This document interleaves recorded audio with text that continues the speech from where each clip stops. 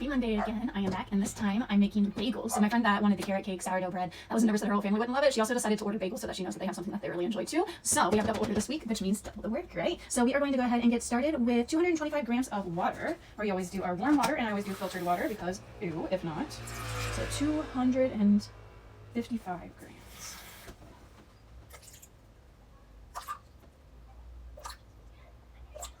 255 grams right on the nose. Now we're going to do 100 grams of active starter. So we are going to go onto our next starter. Now it smells nice and ready. Give him a good little squiggle wiggle. And we are going to do 100 grams of starter. Let's get this all in there. Okay, we have that in there. And we are going to give it a good little mix. Set him back aside. I will take care of him in a little bit. Make sure that he stays nice and healthy. So we have active starter. We have our water. Next we're going to add our honey and then our bread flour and our sea salt. Okay, so we've got this all mixed together.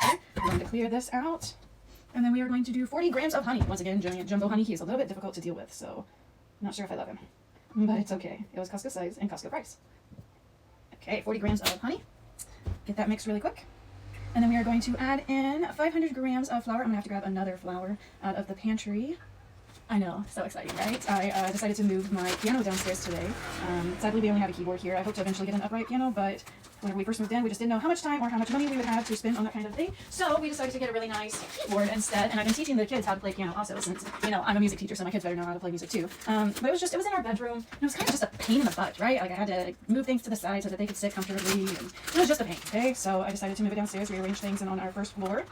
So now it is down here and ready to go, which is awesome. I'm excited. The kids are going to be stoked whenever they get home in a little bit to see all of the changes that have happened. Let's go ahead and get our salt mixed in there, and we're going to mix this all together. So the difference between our sourdough bread and our bagel dough is 1, we add the honey, 2, we add less water, and then 3, once we get this combined, instead of letting it sit for an hour, we are going to go ahead and we are going to knead it for an hour. Not an hour, oh my god, not an hour. For 10 minutes I'm going to knead this on the counter. Oh, I would die if I had to knead this on the counter for an hour. My arms would possibly fall off, right? So I will have to knead this, so I will move my scale out of the way, go ahead and turn that off so I save the battery.